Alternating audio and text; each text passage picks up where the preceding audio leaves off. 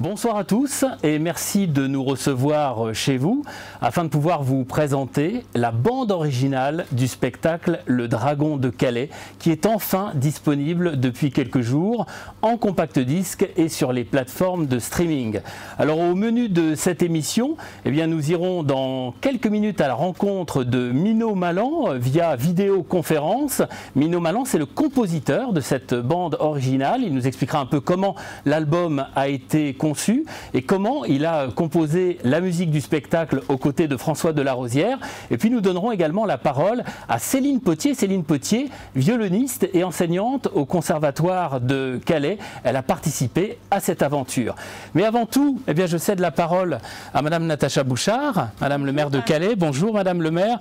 Vous venez d'avoir entre les mains et d'écouter quelques extraits de ce CD. Quelles sont vos impressions, vos premières impressions? J'ai le cœur léger et je suis vraiment très heureuse parce que j'ai retrouvé en fait les émotions très puissantes que nous avons tous vécues à l'occasion de l'arrivée du Dragon, ce grand week-end exceptionnel du mois de novembre.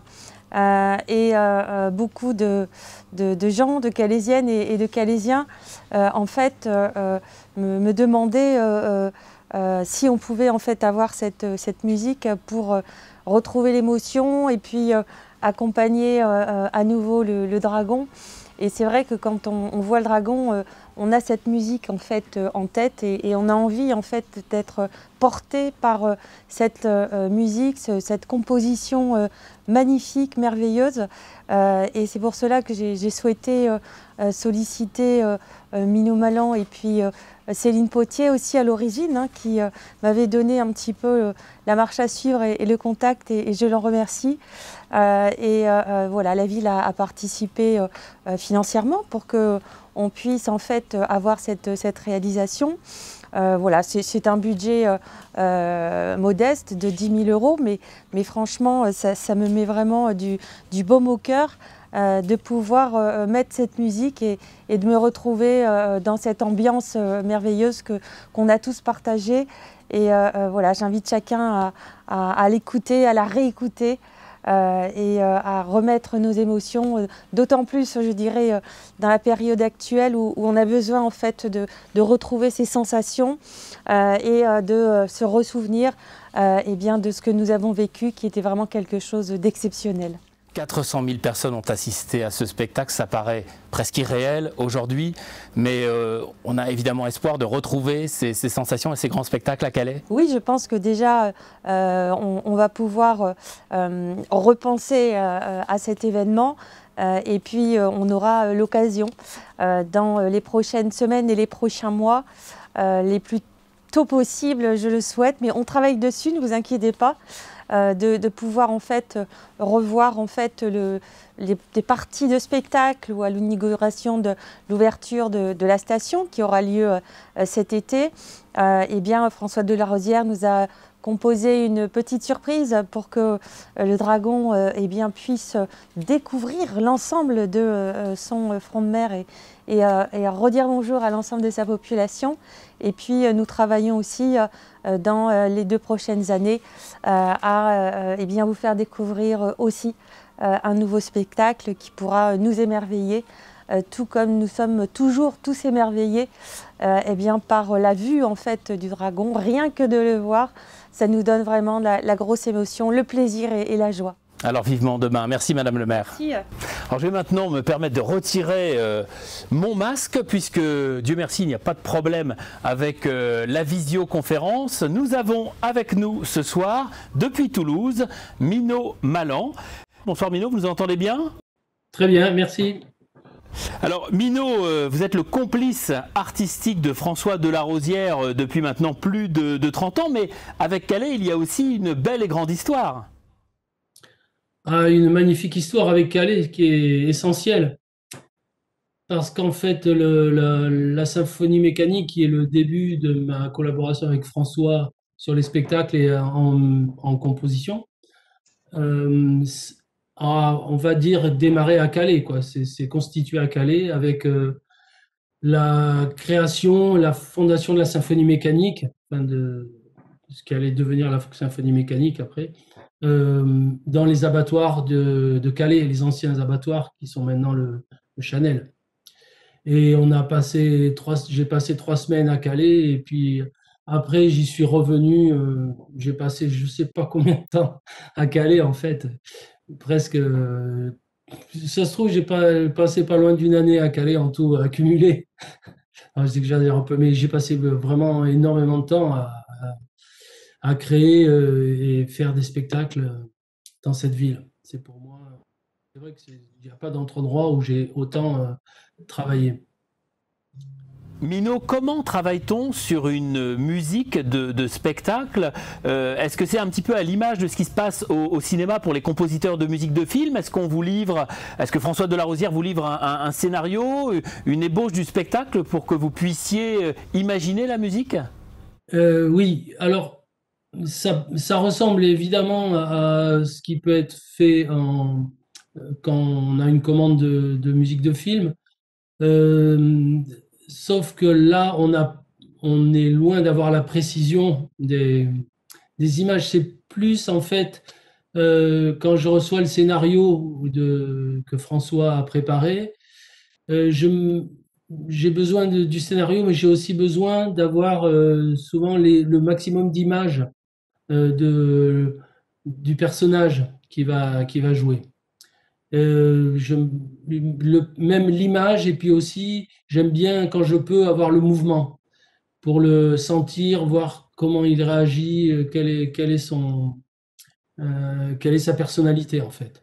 Et après, en fonction de ça, j'écris en fait des morceaux qui vont pouvoir correspondre aux différentes étapes de l'histoire.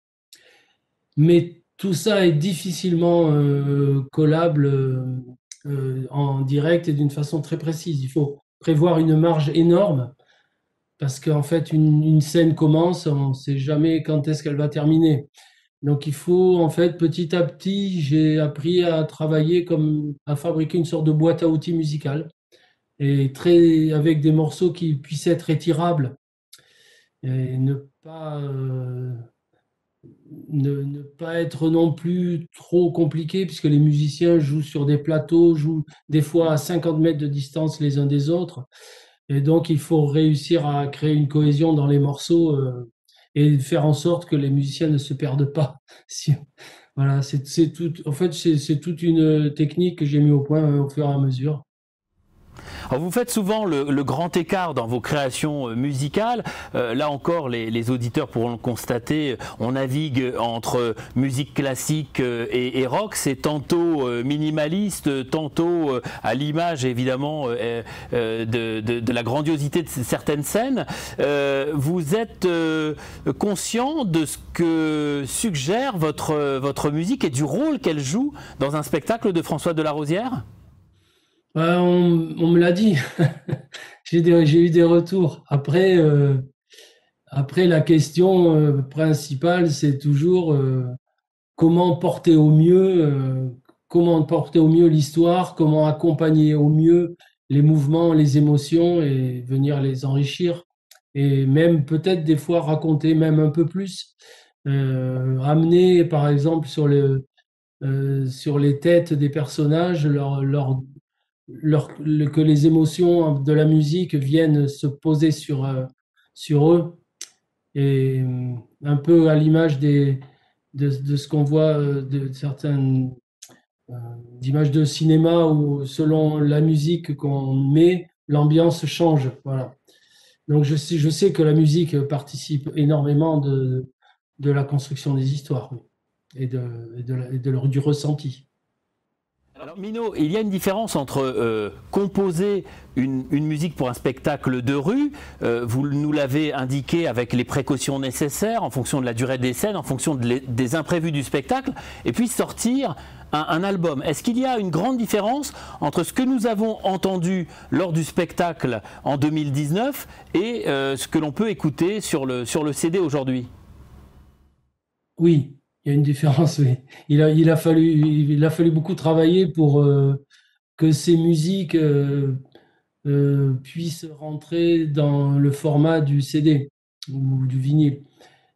Parce que effectivement, les morceaux, la plupart du temps, les morceaux que je fais en spectacle peuvent durer 10-15 minutes. Et là, il a fallu leur donner un format qui soit quand même, enfin, qui soit moins étiré, quoi. Ça, le ressenti, je pense, n'est pas du tout le même. Et puis, l'image n'est pas là directement, donc c'est plus une évocation de ce qui a été joué. Après, les thèmes sont les thèmes. Les instrumentations sont assez proches.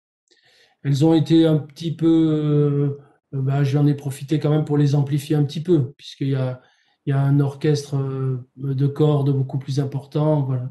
J'ai pu, j'ai pu me permettre aussi des finesses qui sont difficilement, des fois, travaillables en scène parce que il y a le bruit des moteurs, le bruit des gens.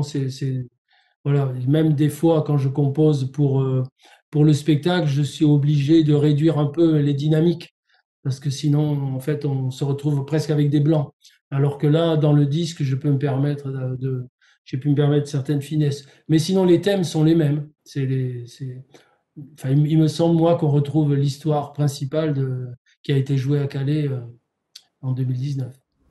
Alors Mino, afin d'illustrer ce qu'est l'album et puis de donner évidemment envie à ceux qui nous regardent de se le procurer, eh bien vous avez choisi 3 extraits révélateurs de ce qu'est l'album Le Dragon de Calais. Et je vais vous inviter bien sûr à commenter ces 3 extraits. Nous débutons tout d'abord avec Le Réveil. Écoutez.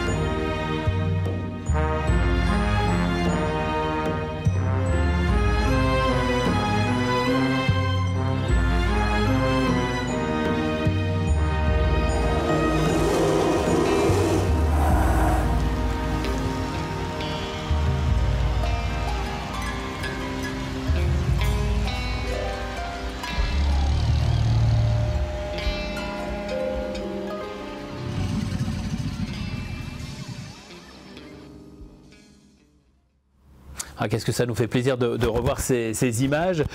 Mino, vos réactions sur cet extrait, Le Réveil? Alors, en fait, Le Réveil, le titre du morceau, c'est Le Dragon des Mers. En fait, c'est le titre générique du spectacle. C'est-à-dire que j'ai pensé que c'était le thème principal du dragon et que très vite, quand on entendrait ce thème, quand le public entendrait ce thème, il ne voyait pas le dragon, mais il savait qu'il allait arriver et il commençait à regarder de partout, à savoir à quel coin de rue il allait tourner. Parce que j'avais remarqué lors du spectacle d'avant que j'avais fait une musique de course qui accompagnait la course du dragon, du cheval dragon, et que dès que la musique commençait, avant même que le cheval dragon se mette à courir, au bout du 2e jour, les gens se mettaient à courir. Et donc ça, je trouvais ça bien, et je voulais là que les gens sachent que le dragon était tapis et était en train d'arriver. Voilà. Donc du coup, là, je l'ai mis en début du disque, puisque c'est son thème, et c'est le thème de son arrivée, de son apparition, mais c'est aussi le thème de la nuit, la sensation qu'il se passe quelque chose et qu'il va apparaître. Et on ne sait pas où il va apparaître. Voilà, on l'entend. En tout cas, ça nous donne de l'élan. 2e extrait, Mino, c'est Bartok Choc.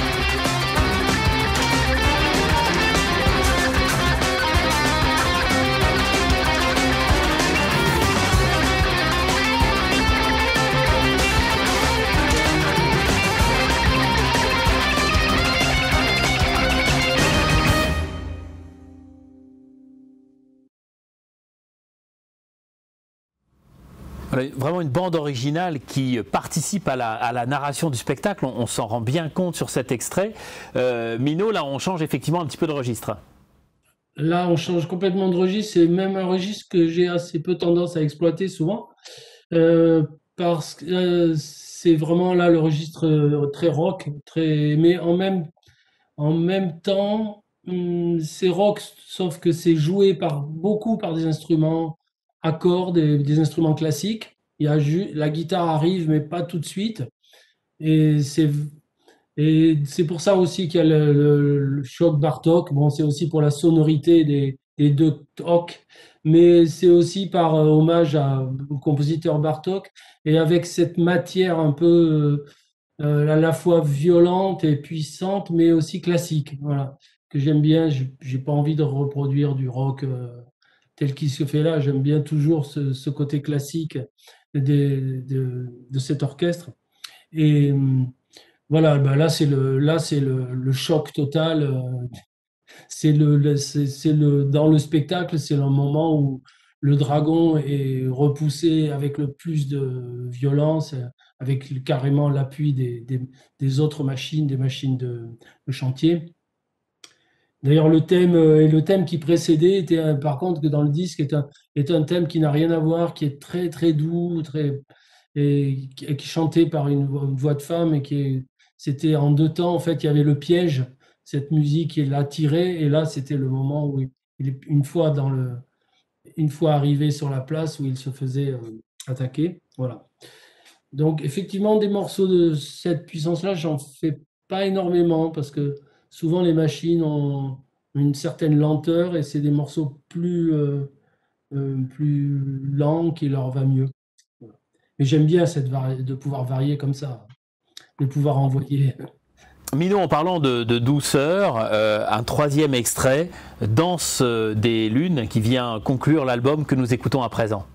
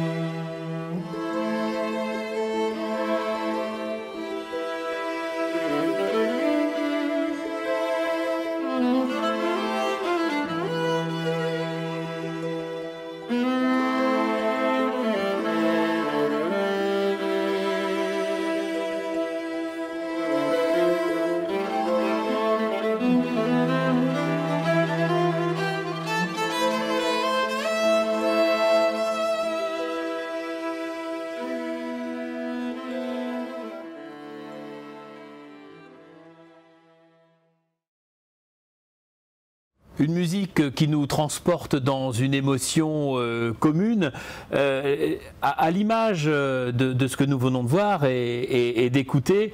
La conclusion d'un spectacle, d'un album, doit laisser une trace dans l'esprit de l'auditeur. C'était important de terminer avec ce morceau. Oui, c'est important. C'est aussi très important par rapport à Calais, puisque toute la partie de violon est jouée par Céline Potier, avec qui je travaille depuis, alors je ne sais plus trop combien d'années, mais déjà au moins une dizaine, voire plus, bon, je pense plus, et qui m'a accompagné dans beaucoup d'aventures à travers le monde.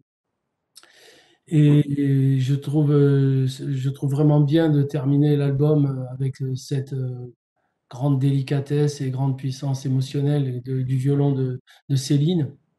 Voilà, sur ce morceau qui s'appelle La danse des lunes, qui est le morceau aussi pour moi, c'est les rêves du dragon et c'est la lune qui se promène en morceaux sur le front de mer, quoi. Voilà. Alors justement, Minot, sachez que nous sommes allés il y a quelques jours rencontrer Céline Potier sur son lieu de travail, au Conservatoire de Calais, et je vous invite à écouter cet entretien. Bonsoir Céline. Bonsoir. Merci de nous recevoir ici au Conservatoire. Un plaisir. Vous vous souvenez de la première rencontre avec Minot Malan et son univers? Ah oui, je me souviens. Alors c'était si mes souvenirs sont bons, c'était en 2010-2011 pour la première de Kumo au Chanel. Donc j'ai participé à ce spectacle. Et la première anecdote qui me revient tout de suite en tête, c'est de regarder les nacelles et de dire ça descend pour que je puisse monter. On m'a dit non, il faut monter à l'échelle. Ah d'accord, et que l'aventure commence. C'était la petite anecdote. Alors, et depuis, c'est une grande histoire de musique entre la machine Minot Malan et vous, puisque vous avez participé à de nombreux spectacles en France, à l'étranger. Oui, j'ai cette chance-là. J'ai participé en 2013 à la Symphonie mécanique à Nantes, et puis ensuite pour le Longma à Calais. J'ai ensuite fait la tournée à Ottawa. Je suis partie à Taïwan aussi avec eux pour la Symphonie mécanique. Et puis pour le Dragon de Calais et le Minotaure aussi de Toulouse, auquel j'ai participé. Comment s'effectue le travail avec Minot Malan avant un spectacle? Ça commence combien de mois à l'avance? Alors, on va dire que 2 à 3 mois à l'avance, on reçoit les partitions pour qu'on puisse les travailler, mettre le nez dessus, mettre des coups d'archet, etc. Voir un peu comment ça sonne, comment ça tombe dans les doigts. Puis ensuite, quand le spectacle arrive sur le lieu, on a des répétitions entre musiciens, pendant que les machinistes, eux, répètent les mouvements de machine. Et puis ensuite, on travaille par scène. Donc tout le monde se réunit et on travaille par filage, par scène. Voilà. Vous êtes violoniste, musicienne, vous avez l'habitude de vous produire devant du public. Oui. Mais là, ce qui change, c'est que vous êtes dans la rue, c'est du spectacle de rue. Quelle est la différence avec une représentation traditionnelle? Alors la différence, c'est, même si on est à 6 mètres, c'est la proximité avec le public, en fait. C'est-à-dire que le fait d'être en hauteur comme ça, de voir tous ces regards, regarder les machines, nous regarder nous, ça met dans une autre dimension et c'est vertigineux en fait. C'est vraiment de voir les yeux d'adultes être des yeux d'enfant, c'est la plus belle chose, vraiment. Quels souvenirs vous reviennent de manière instantanée lorsque vous pensez au spectacle inaugural du Dragon de Calais? Alors, c'est les scènes de nuit, donc la première à l'hôtel de ville et puis le final. Voilà, les scènes de nuit pour moi ont une dimension encore plus forte, celle qui me marque le plus. Et je crois que vous avez une anecdote par rapport à la scène finale. Oui, j'ai pleuré tout le long de mon solo sur la scène du final et jusqu'à la dernière note où je me suis dit ça y est, c'est la dernière. Et toujours, je suppose, en attente du prochain spectacle avec la machine. Oui. On peut écouter votre violon sur 3 morceaux, Course folle, Ombre et Danse des lunes. Là, vous avez depuis quelques minutes le produit fini en main. Le CD, il y aura un vinyle aussi dans le courant de l'année. Qu'est-ce que ça vous fait? Je suis émue, je suis très émue de voir ce beau projet, de l'avoir entre les mains, émue de voir son regard si bienveillant, cette machine si belle et si chère à mes yeux, parce que je suis calaisienne et pour moi c'est vraiment un honneur d'avoir pu participer à ce beau projet et je suis vraiment ravie de l'avoir entre les mains et de savoir que la musique va pouvoir perdurer, voilà. Qu'on va pouvoir à nouveau partir en voyage avec le Dragon grâce à la musique de Minot. Nous sentons beaucoup d'émotion, Minot, dans les propos de Céline Potier. Il y a également aussi une très grande complicité entre vous deux. Oui, ça fait, donc, comme je disais, ça fait des années que j'avais rencontré Céline quand on était venu faire carte blanche, je crois, presque un mois à Calais, avec beaucoup de spectacles, on jouait beaucoup de spectacles en même temps, et j'avais rencontré Céline là, et on avait flashé ensemble. Alors, oui, c'était un coup de cœur artistique, bien évidemment, et qui a été d'ailleurs un petit peu difficile à appréhender pendant l'enregistrement, puisqu'il faut bien préciser que le CD a été produit pendant la période du second confinement et que vous avez dû travailler à distance. Ça a été une difficulté supplémentaire. Oui, ça a été une façon de travailler. Alors, d'autant plus que je suis habitué, moi, à travailler tout le temps en direct avec des musiciens auxquels j'ai accès directement et tout se crée sur le terrain avec eux. Et là, il a fallu reconstruire cette musique avec des gens aux quatre coins du monde, ou enfin au moins de l'Europe. Et oui, puisqu'il y avait, j'ai enregistré des cordes en Macédoine. J'ai enregistré aussi la harpe, qui est l'harpiste avec qui je travaille essentiellement à Manchester. Enfin voilà, il y avait des musiciens comme ça un petit peu partout. Les cuivres étaient à Caen, enfin, et Céline était chez elle à Calais. Donc il a fallu rassembler tous ces éléments. Après, je m'étais un peu fait la main sur le premier album. Là, c'était encore pire. Tout le monde c'était un par un. J'avais même pas des ensembles. J'avais des gens séparés, tous individuels chez eux. Et bon, ça demande un gros travail d'édition après, de rassembler tout ça et d'arriver à le faire sonner. Mais sur celui de Calais, je trouve que c'est beaucoup plus cohérent. Et je pense que le premier nous a servi de leçon. Alors, quand vous dites le premier, Mino, vous faites référence au premier CD de musique de spectacle que vous avez sorti il y a un petit peu plus d'1 an pour le Minotaure à Toulouse. Oui, même pas. En fait, j'ai presque sorti les deux à presque 6 mois de différence. Oui. Alors que j'ai jamais sorti. Enfin, ça fait des années que j'essaye d'enregistrer des disques, enfin ces musiques de spectacle. Voilà, ben, en même temps, c'est vrai que le confinement m'a laissé le temps aussi de le faire, c'est l'un pour l'autre. Mais effectivement, le premier album, c'est le premier opéra urbain en fait, c'est l'opéra de Toulouse autour du Minotaure. Mais pour moi, ça a à voir, c'est deux tomes en fait. C'est bien, ils ont une cohérence, ces deux albums. De toute façon, la musique de la machine, c'est une musique particulière qui est aussi qui vient de ces machines, de cette création. C'est un tout.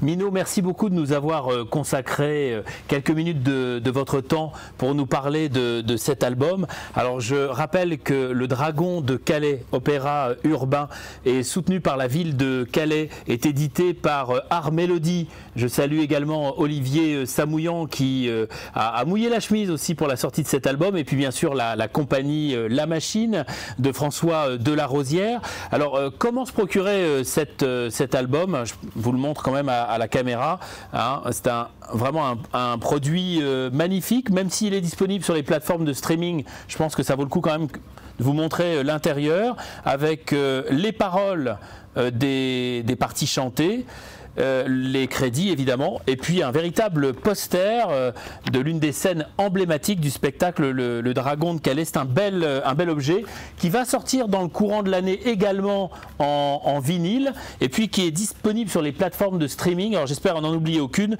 mais c'est Deezer, Spotify, Apple Music, Qobuz et Tidal. Bref, il faut vraiment le vouloir, hein, si on a du mal à se procurer le CD, Mino. Alors il est disponible à l'e-boutique de la Compagnie du Dragon, sur le site internet Mon Shopping c'est Calais. Et puis je précise également l'initiative de Nord Littoral qui soutient également le projet, avec la mise en vente de ce CD dans une quinzaine de points de vente. La liste sera diffusée régulièrement dans Nord Littoral, et puis sur la boutique de Nord Littoral au sein de ce qu'on appelle un bundle, c'est-à-dire le hors-série, le Paris du Dragon, plus le CD au prix de 20 €, et sinon le prix du CD seul est de 16 €, ce qui le met à la portée quasi évidemment de toutes les bourses des mélomanes. En tout cas, Mino, merci beaucoup. On espère vous revoir très prochainement à Calais. Pourquoi pas pour un petit showcase. Initialement, c'est ce qu'on avait imaginé, mais malheureusement, la crise sanitaire en a décidé autrement. Un grand merci aux équipes techniques de la ville de Calais. Un grand merci aux équipes de la Compagnie du Dragon qui nous ont permis de réaliser ce direct dans la boutique. J'espère qu'elle réouvrira très bientôt. Et puis un grand merci à vous de nous avoir suivis. Vous savez maintenant ce qu'il vous reste à faire. Bonne écoute.